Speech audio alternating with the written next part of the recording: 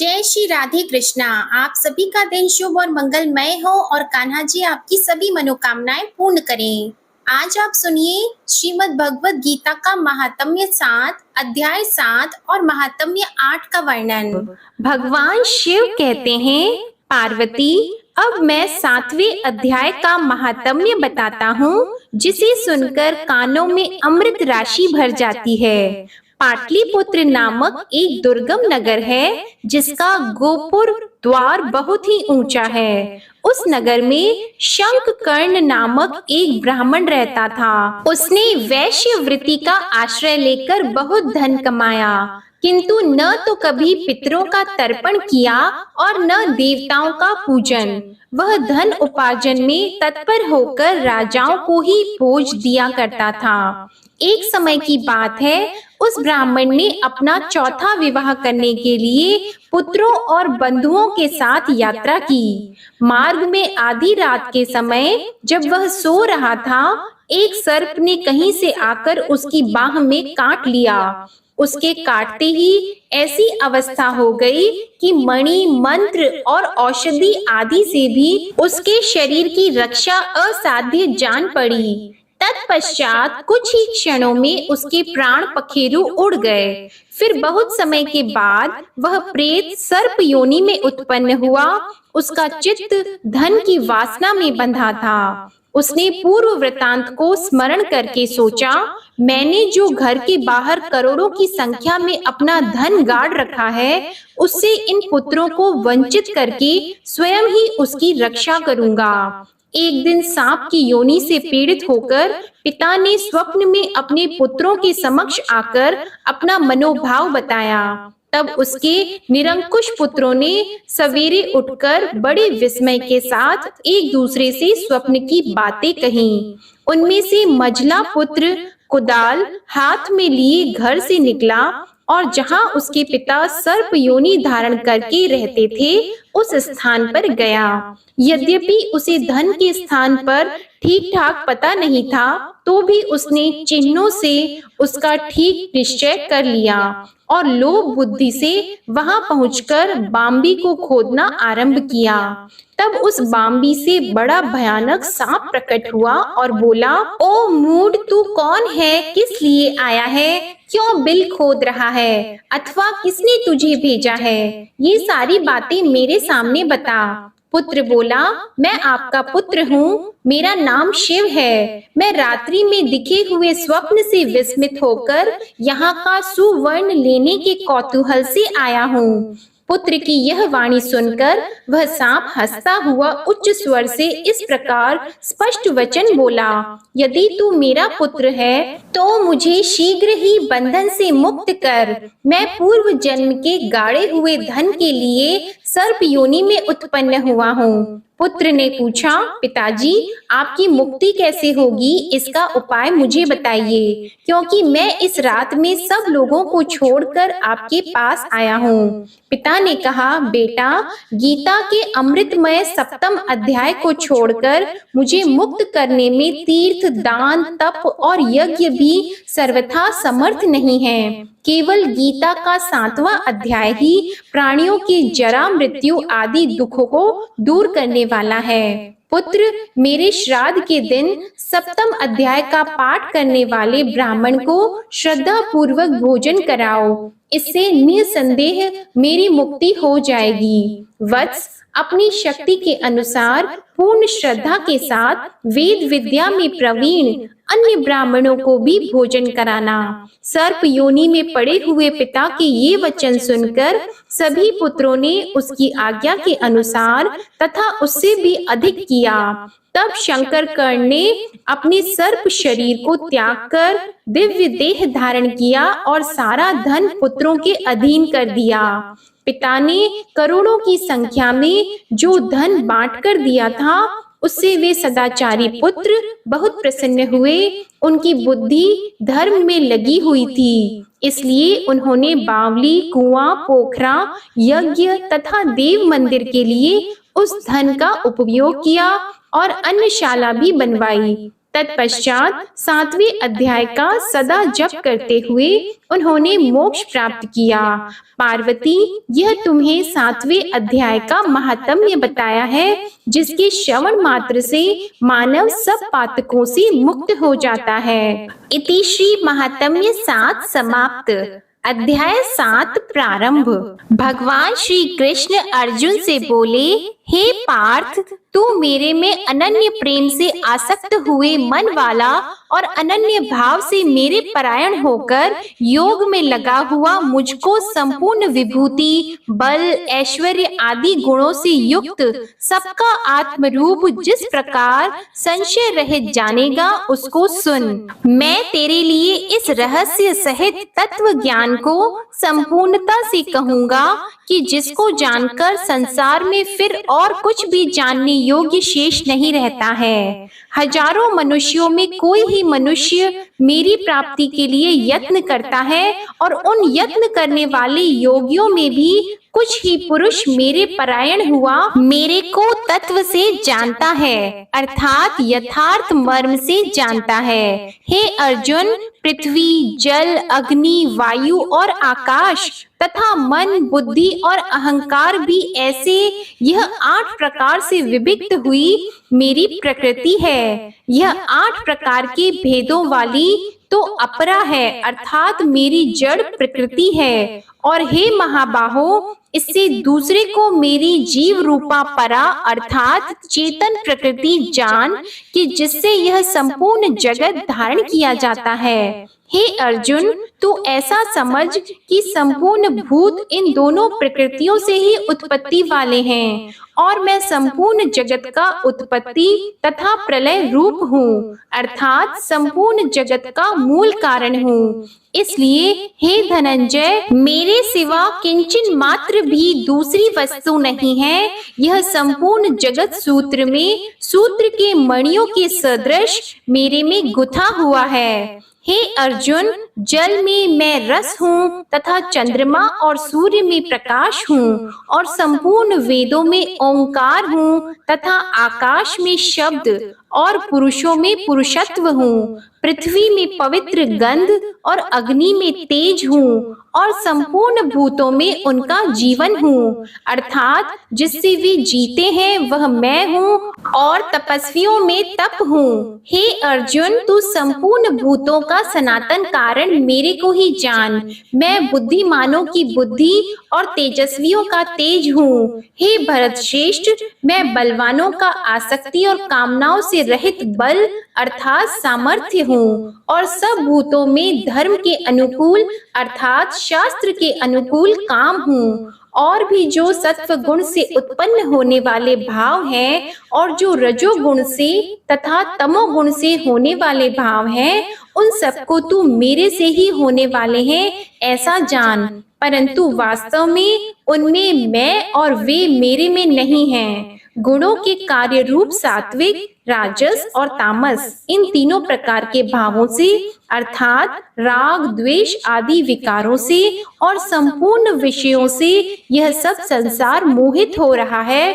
इसलिए इन तीनों गुणों से परे मुझ अविनाशी को तत्व से नहीं जानता, क्योंकि यह अलौकिक अर्थात अति अद्भुत त्रिगुणमयी मेरी योग माया बड़ी दुस्तर है। परंतु जो पुरुष मेरे को ही निरंतर भजते हैं, वे इस माया को उल्लंघन कर जाते हैं, अर्थात संसार से तर जाते हैं। ऐसा सुगम उपाय होने पर भी माया द्वारा हरे हुए ज्ञान वाले और आसुरी स्वभाव को धारण किए हुए तथा मनुष्यों में नीच और दूषित कर्म करने वाले मूढ़ लोग तो मेरे को नहीं भजते हैं। हे भरतवंशियों में श्रेष्ठ अर्जुन, उत्तम कर्म वाले अर्थी, आत्र, जिज्ञासु और ज्ञानी अर्थात निष्कामी, ऐसे 4 प्रकार के भक्त जन मेरे को भजते हैं। उनमें भी नित्य मेरे में एक ही भाव से स्थित हुआ अनन्य प्रेम भक्ति भाव वाला ज्ञानी भक्त अति उत्तम है, क्योंकि मेरे को तत्व से जानने वाले ज्ञानी को मैं अत्यंत प्रिय हूँ और वह ज्ञानी मेरे को अत्यंत प्रिय है। यद्यपि ये सब ही उदार हैं अर्थात श्रद्धा सहित मेरे भजन के लिए समय लगाने होने से उत्तम है। परंतु ज्ञानी तो साक्षात मेरा स्वरूप ही है, ऐसा मेरा मत है, क्योंकि वह स्थिर बुद्धि ज्ञानी भक्त अति उत्तम गति स्वरूप मेरे में ही अच्छी प्रकार स्थित है, जो बहुत जन्मों के अंत के जन्म में तत्व ज्ञान को प्राप्त हुआ ज्ञानी सब कुछ वासुदेव ही है, अर्थात वासुदेव के सिवा अन्य कुछ है ही नहीं, इस प्रकार मेरे को भजता है, वह महात्मा अति दुर्लभ है। हे अर्जुन, जो विषयासक्त पुरुष हैं, वे तो अपने स्वभाव से प्रेरे हुए तथा उन भोगों की कामना द्वारा ज्ञान से भ्रष्ट हुए उस नियम को धारण करके, अर्थात जिस देवता की पूजा के लिए जो नियम लोक में प्रसिद्ध हैं, उस नियम को धारण करके अन्य देवताओं को भजते हैं अर्थात पूजते हैं। जो सकामी भक्त जिस देवता के स्वरूप को श्रद्धा से पूजना चाहता है, उस भक्त की मैं उस ही देवता के प्रति श्रद्धा को स्थिर करता हूँ। वह पुरुष उस श्रद्धा से युक्त हुआ उस देवता के पूजन की चेष्टा करता है और उस देवता से मेरे द्वारा ही विधान किए हुए उन इच्छित भोगों को निसंदेह प्राप्त होता है। परंतु उन अल्प बुद्धि वालों का वह फल नाशवान है तथा वे देवताओं को पूजने वाले देवताओं को प्राप्त होते हैं और मेरे भक्त चाहे जैसे ही भजें, शेष में वे मेरे को ही प्राप्त होते हैं। ऐसा होने पर भी सब मनुष्य मेरा भजन नहीं करते।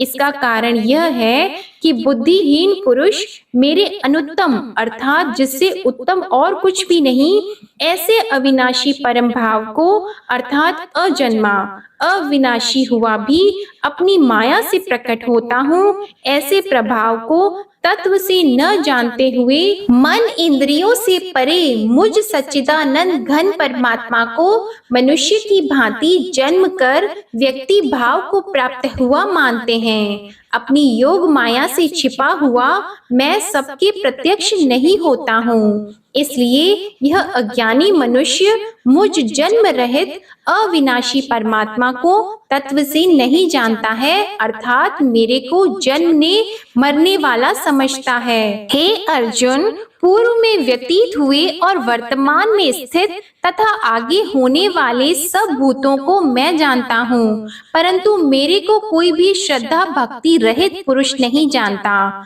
क्योंकि हे भरतवंशी अर्जुन, संसार में इच्छा और द्वेष से उत्पन्न हुए सुख दुख आदि द्वंद्व रूप मोह से संपूर्ण प्राणी अति अज्ञानता को प्राप्त हो रहे हैं, परंतु निष्काम भाव से श्रेष्ठ कर्मों का आचरण करने वाले जिन पुरुषों का पाप नष्ट हो गया है, वे राग द्वेष आदि द्वंद्व रूप मोह से मुक्त हुए और दृढ़ निश्चय वाले पुरुष मेरे को सब प्रकार से भजते हैं। जो मेरे शरण होकर जरा और मरण से छूटने के लिए यत्न करते हैं, वे पुरुष उस ब्रह्मा को तथा संपूर्ण अध्यात्म को संपूर्ण कर्म को जानते हैं। जो पुरुष अधिभूत और अधिदैव के सहित तथा अधियज्ञ के सहित सबका आत्म रूप मेरे को जानते हैं, अर्थात जैसे भाप बादल धूम पानी और बर्फ यह सभी जल स्वरूप है, वैसे ही अधिभूत अधिदेव और अधियज्ञ आदि सब कुछ वासुदेव स्वरूप है।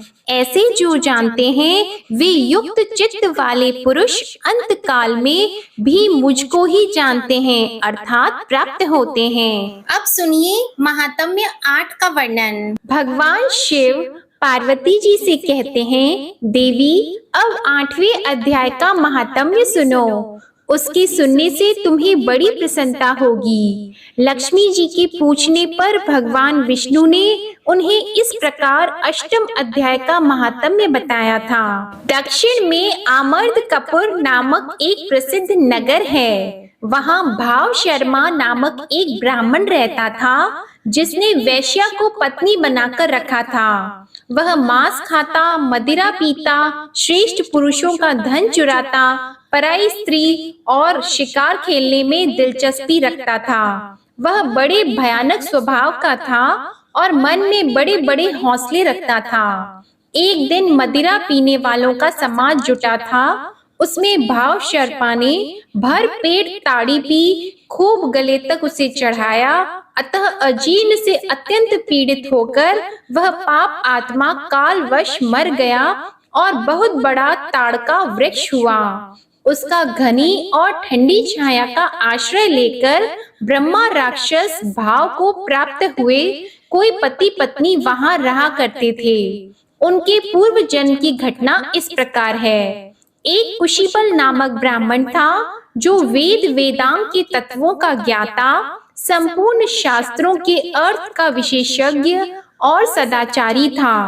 उसकी स्त्री का नाम कुमति था। वह बड़े खोटे विचार की थी। वह ब्राह्मण विद्वान होने पर भी अत्यंत लोभवश अपनी स्त्री के साथ प्रतिदिन भैंस, काल पुरुष और घोड़े आदि बड़े दानों को ग्रहण किया करता था, परंतु दूसरे ब्राह्मणों को दान में मिली हुई कौड़ी भी नहीं देता था।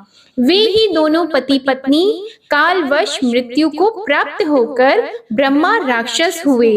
वे भूख और प्यास से पीड़ित होकर इस पृथ्वी पर घूमते हुए उसी ताड़ वृक्ष के पास आए और उसके मूल भाग में विश्राम करने लगे। इसके बाद पत्नी ने पति से पूछा, नाथ, हम लोगों का यह महान दुख कैसे दूर होगा तथा इस ब्रह्मा राक्षस योनि से किस प्रकार हम दोनों की मुक्ति होगी? तब उस ब्राह्मण ने कहा, ब्रह्मा विद्या के उपदेश, आध्यात्म तत्व के विचार और कर्म विधि के ज्ञान बिना किस प्रकार संकट से छुटकारा मिल सकता है? यह सुनकर पत्नी ने पूछा, पुरुषोत्तम, वह ब्रह्मा क्या है, आध्यात्म क्या है और कर्म कौन सा है? उसकी पत्नी के इतना कहते ही जो आश्चर्य की घटना घटित हुई उसको सुनो।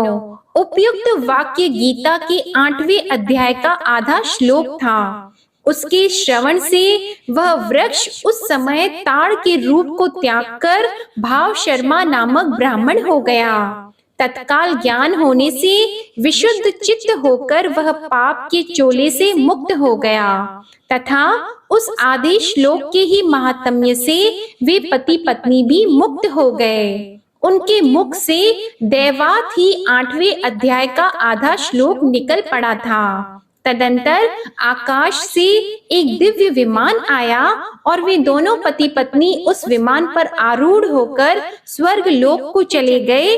वहां का यह सारा वृतांत अत्यंत आश्चर्यजनक था। उसके बाद उस बुद्धिमान ब्राह्मण भाव शर्मा ने आदर पूर्वक उस आधे श्लोक को लिखा और देव देव जनार्दन की आराधना करने की इच्छा से वह मुक्तिदायिनी काशीपुरी में चला गया।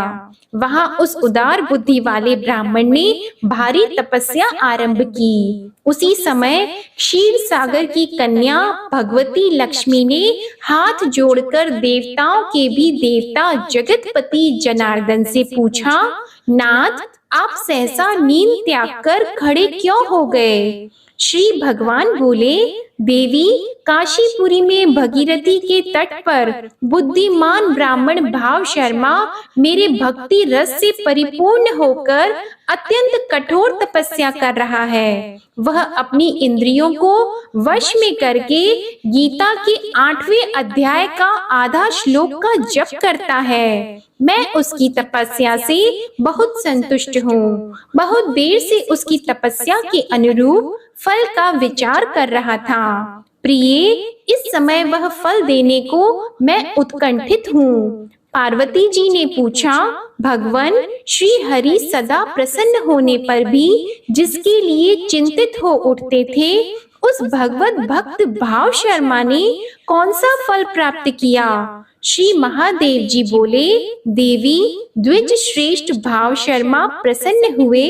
भगवान विष्णु के प्रसाद को पाकर आत्यंतिक सुख मोक्ष को प्राप्त हुआ तथा उसके अन्य वंशज भी जो नरक यातना में पड़े थे उसी के शुद्ध कर्म से भगवत धाम को प्राप्त हुए। पार्वती, यह 8वें अध्याय का महात्म्य थोड़े में ही तुम्हें बताया है। इस पर सदा विचार करते रहना चाहिए। जय श्री कृष्णा। आज के अध्याय समाप्त हुए। अगर ये आपको पसंद आए तो प्लीज वीडियो को लाइक करके चैनल को जरूर सब्सक्राइब करिएगा और कमेंट में श्री कृष्ण भगवान की जय भी जरूर लिखिएगा। इसी के साथ आज आप हमारे चैनल पर सोमवार की व्रत कथा और जीवित पुत्री का व्रत कथा भी जरूर सुनिएगा। जय श्री राधे कृष्णा।